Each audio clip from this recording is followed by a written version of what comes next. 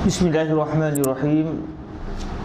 Alhamdulillahi rabbil alamin, wassalatu wassalamu ala al-mab'uts rahmatan lil alamin sayyidina wa maulana Muhammad wa ala alihi wa itratihi wa ashabihi ajma'in. Asyhadu an la ilaha illallah wahdahu la syarika lah wa asyhadu anna sayyidana wa habibana Muhammadan abduhu wa rasuluh wa safiyuhu min khalqihi wa habibuhu addal amanah wa ballagha risalah wa nasahal ummah wa kashafallahu bihil ummah. Allahumma salli wa sallim wa zid wa barik ala hibbina wa qurrati a'yunina wa man nashtaqu ilaihi abadan sarmada sayyidina wa maulana Muhammadin wa ala alihi wa itratihi wa ashabihi wa man walah. Amma ba'd. Alhamdulillah, syukur pada Allah kita rezekikan lagi pada pagi ini untuk bertemu. Dan hari ini kita akan masuk pada bab al-wudu minar rih. Pada hadis yang ke-62 berdasarkan cetakan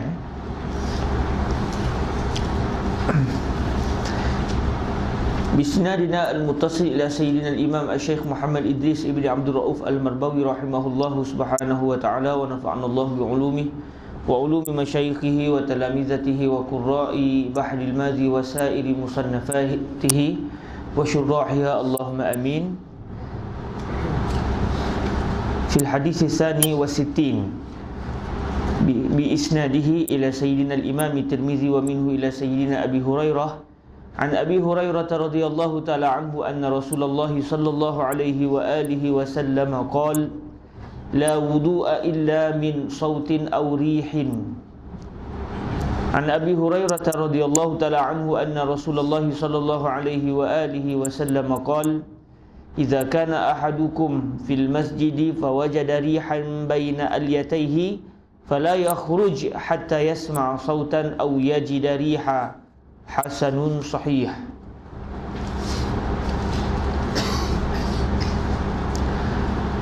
عن أبي هريرة رضي الله تعالى عنه عن النبي صلى الله عليه وآله وسلم قال إن الله لا يقبل صلاة أحدكم إذا أحدث حتى يتوضأ. Baik, hadis yang ke-62 bermaksud daripada Abi Hurairah radhiyallahu taala anhu bahwasanya Rasulullah sallallahu alaihi wasallam bersabda, ia tiada wudu melainkan daripada suara atau angin. Hadis yang ke-63 daripada Abi Hurairah radhiyallahu taala anhu bahwasanya Rasulullah sallallahu alaihi wasallam bersabda, ia rahmukumullah azza wajalla bersabda, ia apabila adalah seorang dari kamu di dalam masjid maka mendapat akan angin antara dua papan punggungnya, maka jangan keluar hingga mendengar suara atau mendapat angin.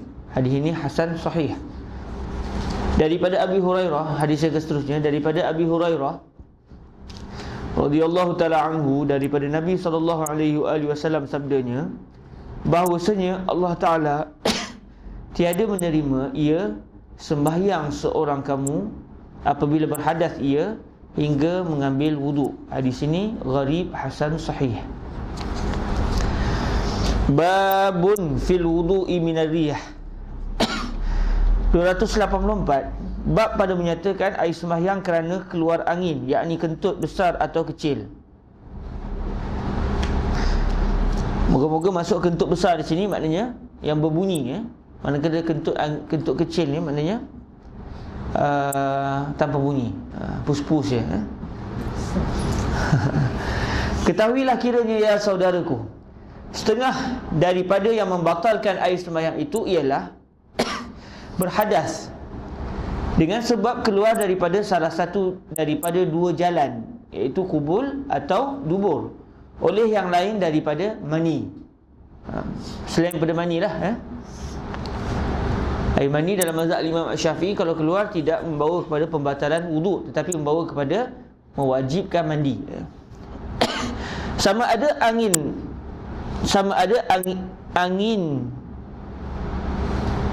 Okey, la'alla sawab bukan anginnya dalam buku kita, sama ada anginnya, la'alla sawab anginnya, atau angin.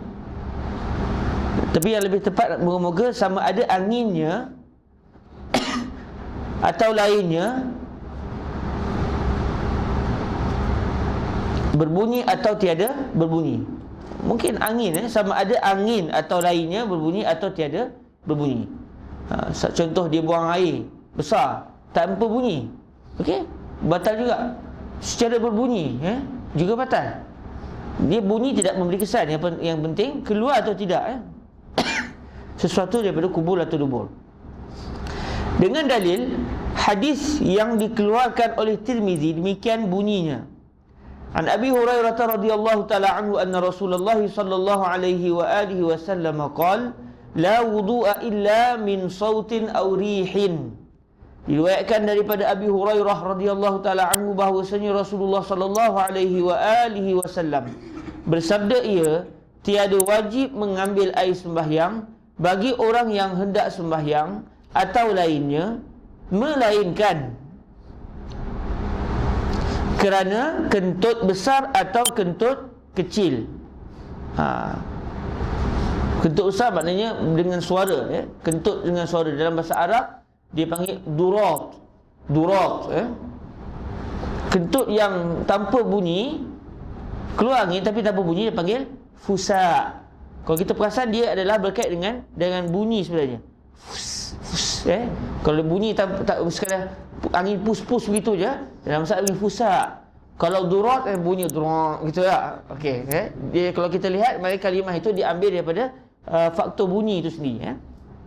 Durat maksud kentut besar, itu kentut secara bunyi. Fusa adalah kentut kecil yang diterjemahkan di sini. Cuma kalau kita sebut dengan orang Melayu, awak ni kentut besar ke kentut kecil? Kata ada ke kentut besar, kentut kecil? Setahu dia tak ada kentut besar, tak ada kentut kecil. Tapi daripada terjemahan ni kita faham Syekh Idris menterjemahkan angin yang keluar secara bunyi itu namanya kentut besar. Manakala angin yang keluar tanpa bunyi, iaitu fusa, adalah dinamakan oleh Syekh Idris sebagai kentut kecil. Sebagaimana macam ada air besar juga air kecil. Ini satu istilah baru yang mungkin kita tak pernah guna sebelum ni. Dan satu lagi riwayat Tirmizi katanya an Abi Hurairah. Kalau Syekh Abdullah ibn Siddiq Al-Ghumari akan baca an Abi Hurairatin. Kalau Syekh Abdullah, iaitu guru kepada Syekh Ali Jumaah, kalau baca hadis, beliau akan baca an Abi Hurairatin. Sebab beliau kata Hurairah itu tidak ada sebab untuk menjadi ismul ladzi la yansarif. Namun yang didengar daripada para ulama yang lain, semuanya membaca an Abi Hurairah. Kalau siapa baca an Abi Hurairatin tu, tuan-tuan terkejutlah. Ada mazhab Sidi Abdullah ibni Muhammad As-Siddiq Al-Ghumari, Syekhina. Dan satu lagi riwayat Tirmizi katanya an Abi Hurairatin anna Rasulullah sallallahu alaihi wa alihi wasallam qala, diriwayatkan daripada Abi Hurairah bahawasanya Rasulullah sallallahu alaihi wa alihi wasallam bersabda, ia idza kana ahadukum fil masjid fawajada rihan baina alyatayhi fala yakhruj hatta yasma'a sautan aw yajida riha. Apabila ada seorang daripada kamu di dalam masjid, maka mendapat ia akan angin antara dua papan punggungnya, maka datang syak akan ia angin kentut. Maka datang syak akan ia angin kentut. Keluar angin ke? Terasa macam keluar tapi tak pasti. Kalau dah bunyi gerok-gerok gitu, dah ni dah. Yakin dah. Kena faham juga kalimah yakin dalam bahasa Melayu tu kadang-kadang yang diamalkan, orang yakin, Syekh yakin. Yakin yang mereka sebut tu bukan yakin 100%, tapi maknanya letakkan keyakinan, menjadikan perkara itu jadi yakin padahal dia tak yakin. Jadi yakin dalam bahasa Arab maknanya kepastian 100%. Manakala kalau mungkin tu dia mungkin kalau dinamakan sebagai syak kalau dua bahagian itu adalah sama, berlaku atau tidak berlaku tu sama, dia punya level 50-50%. Tapi kalau satu 50.1, satu 49.9, maka 50.1 tu dinamakan sebagai dhann. Manakala at-tarf al-marjuh dinamakan sebagai wahm. Dhann dan juga wahm. InsyaAllah kita akan bincang perkara ini bersama dengan Syekh Amr Al-Wirdani ketika sampai dalam perbahasan ma huwa syak, ma huwa dhann, ma huwa al-wahm dalam Matnul Waraqat, insyaAllah pada petang ini biiznillah pada pukul 4:30 petang. Jadi dia timbul syak. Dia tak pasti 100%. Cuma syak yang dimasukkan di sini tak semestinya 50-50. Syak yang dimasukkan dalam kitab sekarang ni, maka datang syak. Syak di sini mujarrad at-taraddud. Semata-mata timbul keraguan sama ada berat hati ni rasa kentut ni. Tapi mungkin bukan kentut. Itu juga dalam dia dimasukkan dengan syak. Dalam kitab fiqh kadang-kadang iza syakka. Dalam masa sama syak yang dimasukkan itu bukan mujarrad, bukan syak dalam usul fiqh iaitu 50-50. Tetapi syak yang dimasukkan di sini dan juga dalam kebanyakan kitab-kitab fiqh adalah syak dengan maksud mujarrad at-taraddud. Semata-mata timbul keraguan sama ada keraguan itu zon atau wah ataupun syak. Jadi bila kita baca tu kita kena perhati molek. Dan itu yang diajar oleh Syuyukhul Azhar supaya kita dakik dalam setiap kalimah yang kita baca. Bukan baca gerok selaju gitu, tapi perhatikan secara satu-satu. Maka datang syak akan ia angin kentut. Macam angin yang keluarnya angin kentut ke bukan angin sebenarnya, ke perasaan saja. Maka jangan keluar dari masjid itu hingga mendengar ia akan bunyi kentut atau mendapat akan angin, yakni berasa ada keluarnya dari dubur, maka pergilah mengambil air sembahyang. Sebab apa? Al-yaqin la yuzalu bisyak. Tadi dia ada wuduk dah, 100% yakin dia dalam keadaan suci. Tiba-tiba timbul keraguan, kentut ke tak? Maka bila bertembur ni antara keyakinan dan juga syak, iaitu masuk syak di sini iaitu mujarrad al-dhann atau mujarrad al-taraddud, maka ketika itu diutamakan al-yaqin. Melainkan yakin itu dibatalkan dengan keyakinan juga. Dah bunyi gegar satu masjid semua pandang dia, tak ada syak dah. Tiada syak lagi.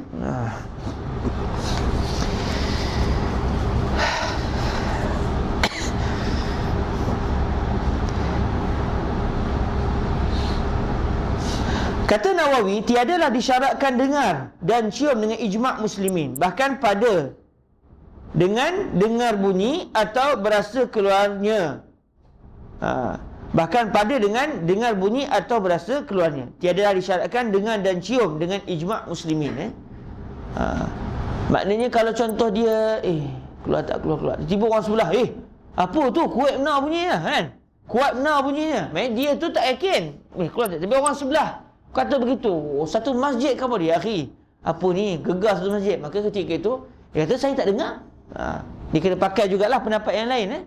Maknanya bila timbul keyakinan, sama ada dari keyakinan itu datang dari pihak dia atau dari pihak orang lain. Bahkan pada dengan dengar bunyi atau berasa keluarnya. Kata Abu Isa, bermula ini hadis lagi sahih. Hadis ini hadis sahih.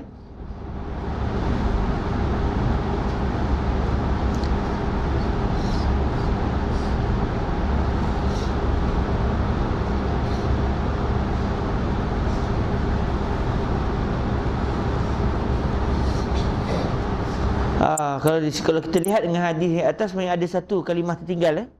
Bermula ini hadis hasan lagi sahih. Memang ada kalimah tertinggal di situ, hasan.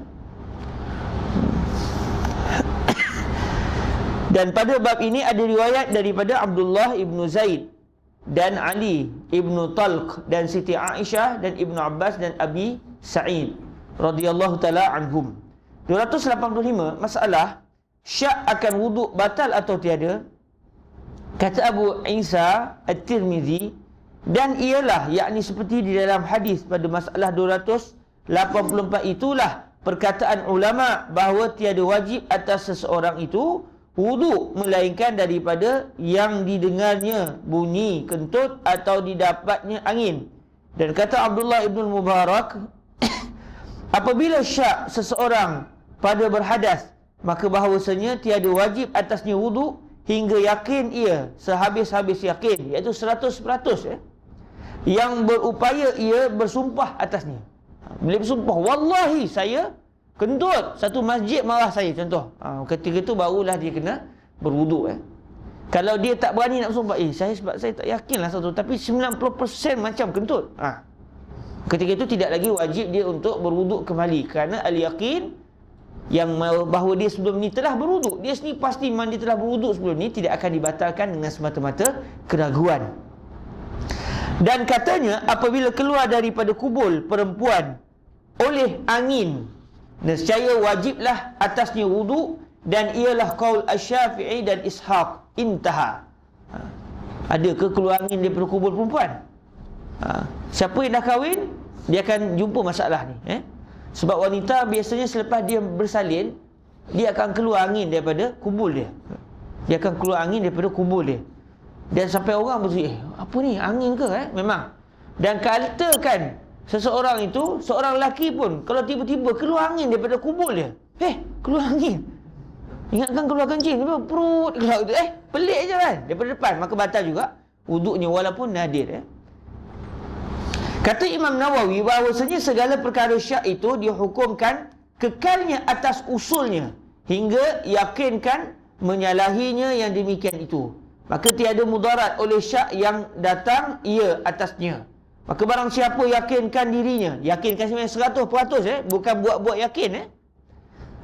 Maka barang siapa yakinkan dirinya bersuci dan syak ia adakah ia telah berhadas, dihukumkan dengan kekalnya atas taharah dan tiada farak antara hasil syak itu pada nafsu sembahyang dan hasilnya yang di luar sembahyang. Tak kiralah dia tengah sembahyang ke, dia bukan sembahyang ke, bila dia telah berwuduk sebelum ini, tiba-tiba timbul keraguan, batal ke tidak, sebab tadi masuk tandas. Tapi masuk tandas basuh muka ke buang air. Jadi ketika itu, sama ada keraguan itu timbul ketika sembahyang ataupun di luar sembahyang, tetap menggunakan kaedah al-yaqin la yazulu bisyak ataupun la yuzalu bisyak. Inilah mazhab jumhur al-ulama dan salaf dan khalaf. 286 masalah syak yang buat kepada batal wudu. Kata Nawawi, telah berkata ashab kita, tiada wajib mengambil air sembahyang apabila sebagaimana syak sekalipun. Maka ada bersamaan rasanya jatuh berhadas atau tiada atau kuat sebelah batal pada perasaan atau lebih berat hingga sangka akan batalnya, maka tiadalah wajib atas orang yang demikian mengambil wuduk. Jadi di sini kita dapat faham syak yang dimasukkan itu adalah mujarrad at-taraddud. Sama ada syak itu adalah dhann, berat hati dia keluar wuduk ni, atau syak betul, saya tak pastilah, macam sama je, nak kata keluar pun mungkin, nak kata tak keluar pun ya mungkin. Maksudnya sama-sama kuat. Atau berat hati dia tak batal, saya rasa tak batal wuduk ni, tapi kot lah batal. Maknanya waham bahawa dia batal wuduk tu, tapi zan bahawa dia tidak batal wuduk. Ketiga-tiga keadaan ini, zan, syak dan juga waham, tidak akan membatalkan yakin.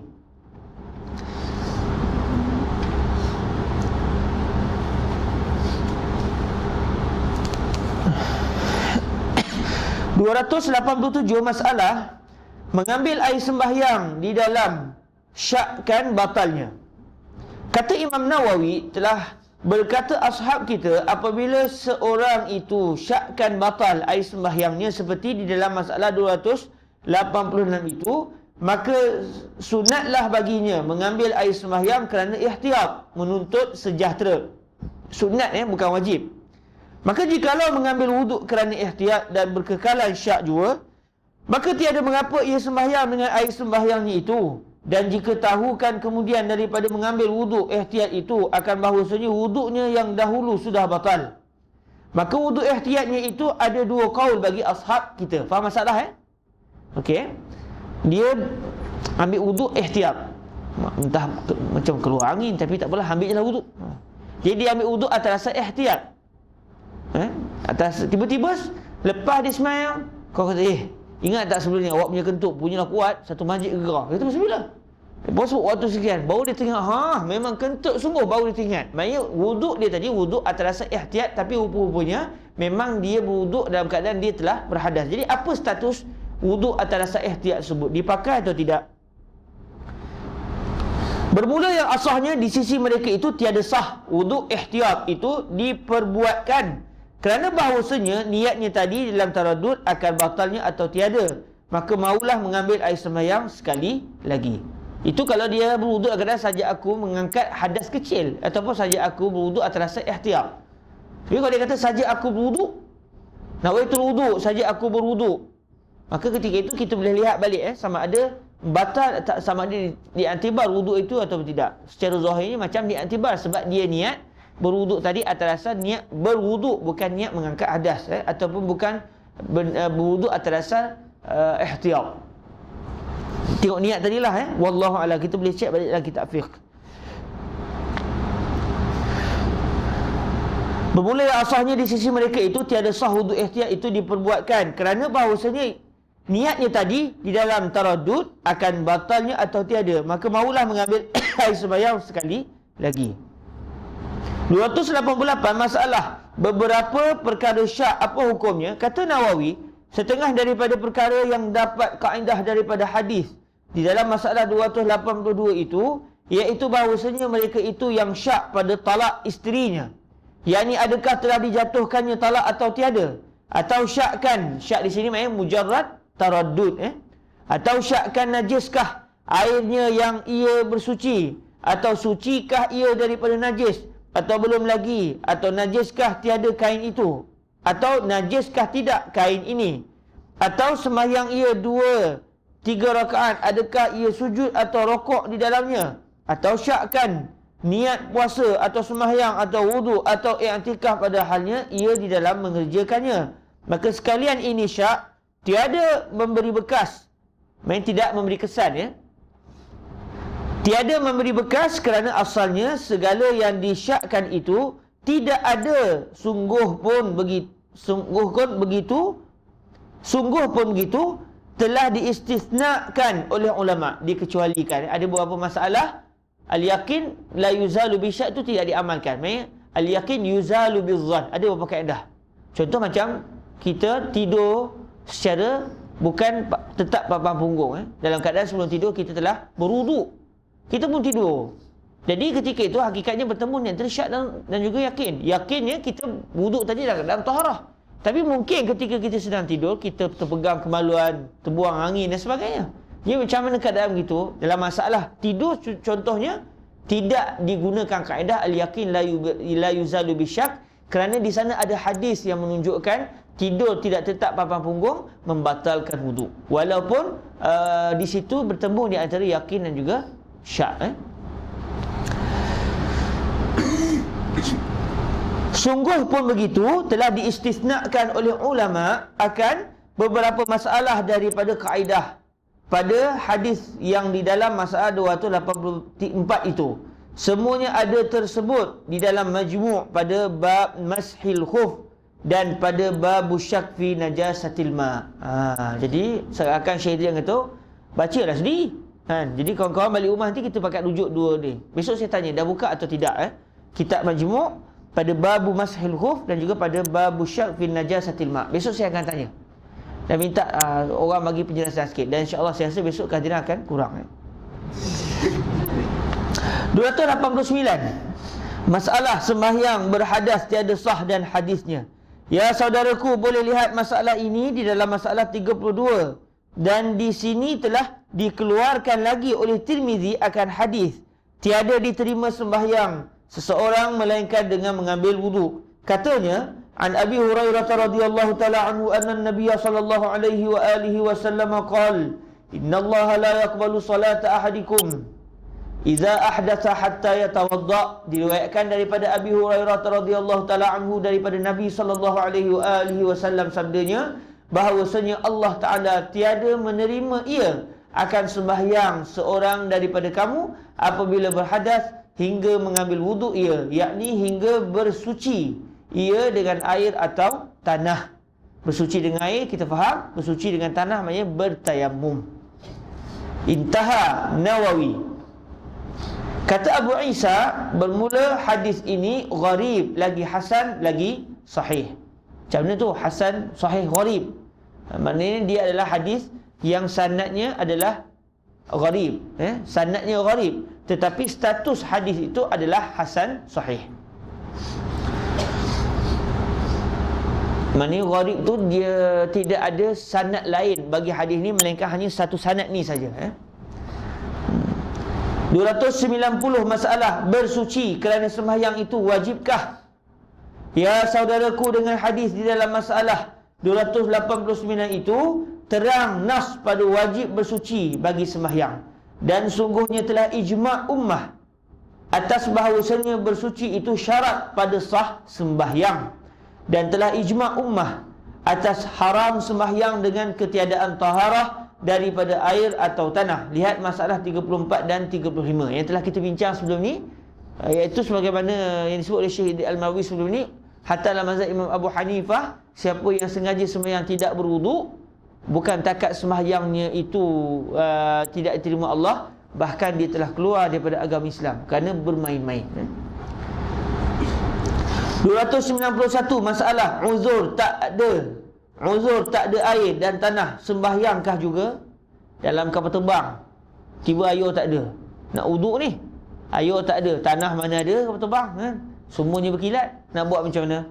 Kata Nawawi, bermula orang yang uzur hendak bersuci kerana tak ada air dan tanah, maka padanya 4 qaul bagi Syafi'i rahimahullahu ta'ala, dan ialah mazhab bagi ulama'. Bermula yang asahnya di sisi ashab kita, wajib atasnya sembahyang tiada berwuduk, dan wajib diulang manakala mungkin bersuci. Dan kapal terbang tadi, berapa waktu dia kena sembahyang juga. Sembahyang panggil sembahyang hormat waktu.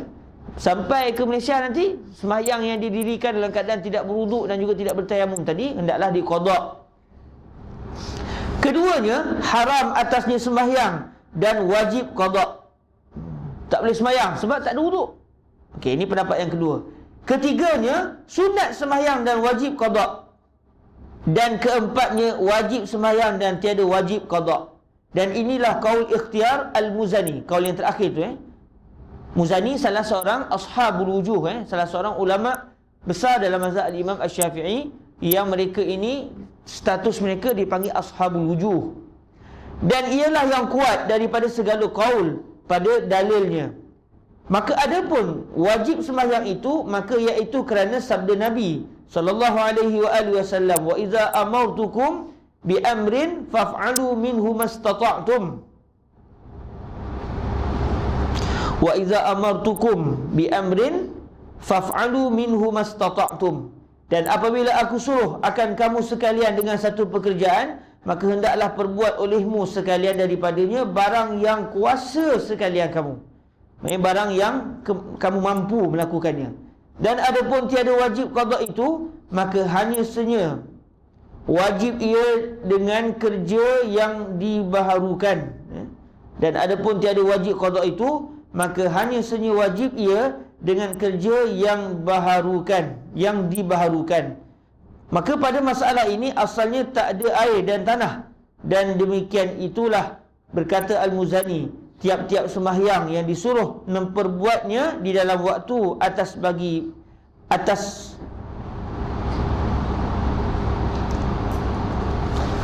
ni nak baca. Dan demikian itulah berkata Al-Muzani, tiap-tiap sembahyang yang disuruh memperbuatnya di dalam waktu atas bagi macam bagai ke? Bagai atas bagi macam daripada cedera, tiadalah wajib qadaknya, wallahu alam. Kalimah bagi apa tu Siapa boleh nampak? Nak baca bagi ni, bagi ke bagai? Bagai pelbagai, itu macam atas bagai. Mungkin dibaca bagai sebab bagai iaitu pelbagai, macam-macam lah maknanya. Okey, dan demikian itulah berkata Al-Muzani, tiap-tiap sembahyang yang disuruh memperbuatnya di dalam waktu atas bagai daripada cedera. Atas bagai iaitu atas macam daripada cedera, tiadalah wajib qadaknya, wallahu alam. Jadi ini pendapat Al-Imam Al-Muzani.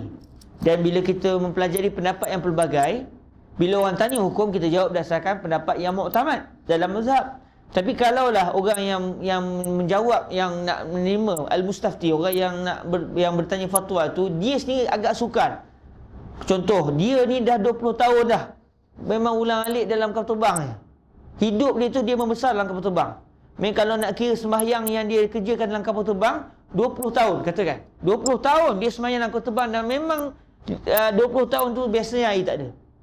Katakanlah ni kapal terbang murah ni, air pun tak ada Dalam kapal terbang pun yang diberi bukan nasi ayam kat tok miah je contoh Jadi selama 20 tahun, dia kata 20 tahun saya nak kena qada ke Ustaz? Kita bolehlah berfatwa dengan mazhab yang lain Sebab kalau tidak nanya dia 20 tahun nak kena qada semayang Tapi kalau orang tanya soalan, hendaklah kita menjawab berdasarkan pendapat muktamad. Hari ni yang jadi celaru Malaysia, bila tanya hukum fiqh, dia jawab habis berdasarkan mazhab lain. Lepas tu pening orang kabur. Macam mana Ustaz ni kabur begini, orang ni kabur begini, orang ni kabur begini. Menyebabkan pening masyarakat Jadi antara yang saya nampak kurang berhikmah, dan perkara ini juga disebut oleh Syekh Said bin Shaltut bila kita pergi ke satu tempat, maka berfatwalah berdasarkan mazhab yang muktamad dalam tempat itu, supaya tidak timbul kecelaruan dalam masyarakat Kalau tidak, peninglah orang. Dan inilah yang kita lihat hari ni. Setengah orang dia minat jawab berdasarkan pandangan yang lain, nak bagi tahu dia tahu. Bolehlah berdasarkan kaedah khalif tu'raf. Buatlah benda pelik, insya-Allah kan terkenal. Cuma kita boleh pilih nak terkenal ke tidak. Kalau nak terkenal, insya-Allah tiap-tiap hari kita boleh tulis status Facebook mazhab yang pelbagai. Lepas tu kita akan terkenal dan akan jadi viral dalam Facebook. Orang semua akan tag kita dan kita akan terkenal dan dipanggil berceramah merata, insya-Allah Okey, sekadar tu dahulu kita berhenti setakat ni. InsyaAllah ada rezeki kita akan masuk babul wudu minan naum. Baik, hari ni insyaAllah kita ada kelas dengan Syekh Jamal Syekh Allahumma salli ala sayyidina Nabi, Syekh Amr Al-Wiladi dengan Syekh Wahid dua kitab itu. Saya kira kitab masih ada Kitab masih ada Jadi siapa yang tak beli lagi boleh beli. Yang dah beli pun boleh beli lagi untuk diberi hadiah kepada kawan-kawan yang lain, atau untuk dibuat koleksi, tak ada masalah. Kemudian Syekh Yusri bin Rushdi dah sampai semalam katanya daripada Tanah Haram, dan kelas bersama Syekh Yusri akan bermula pada pagi Jumaat ini di Al-Muqattam di masjid beliau, Masjidil Ashraf. Jadi nampaknya kelas kita ni kita akan tengok keadaan. Hari Jumaat yang saya akan ke kelas, kita akan tengok macam mana waktu, sama ada waktu untuk baca Bahrul Mazi ataupun tidak. Maknanya saya akan ke Muqattam dulu setiap hari. Kalau ada waktu daripada Muqattam balik ke Sabek, kita bacalah takat 5 minit 10 minit takat kita mampu. Maknanya kita kena berhenti sebelum pukul 7 juga. Pertama sebab sahabat-sahabat ada yang kelas pukul 7. Kemudian saya sendiri ada tugasan untuk mencempur anak tu. Jadi maunya 6.30 tu kena 6.30, 6.40 tu boleh lagi lah last kelas. Jadi kalau kelas Syekh Yusri pun habis pun dalam pukul 6 suku, sampai ke saya daripada 6 suku daripada Muqattam katakan sampai ke sini 6.20, kita baca 10 minit 5 minit, seminit, takat mana yang kita direzekikan Allah SWT. Habis kitab ni kita akan baca juga. Melainkan kalau Syekh berhenti pukul 7, tak ada rezeki lah kita. Kita tunggulah waktu yang munasabah untuk kita baca balik Bahrul Mazi, insya-Allah subhanahu wa ta'ala. Kita berhenti setakat ini dahulu. InsyaAllah subhanahu wa ta'ala besok kita akan sambung babul wudu minan naum. Allahumma salli afdala salatin ala qatika sayyidina Muhammadin wa ala alihi wa sahbihi wa sallim adada ma'lumatika wa midada kalimatika kullama كالذاكرون وغفل عن ذكره الغافلون اللهم صل أفضل صلاة على أسعد مخلوقاتك سيدنا محمد وعلى آله وصحبه وسلم عدد معلوماتك ومداد كلماتك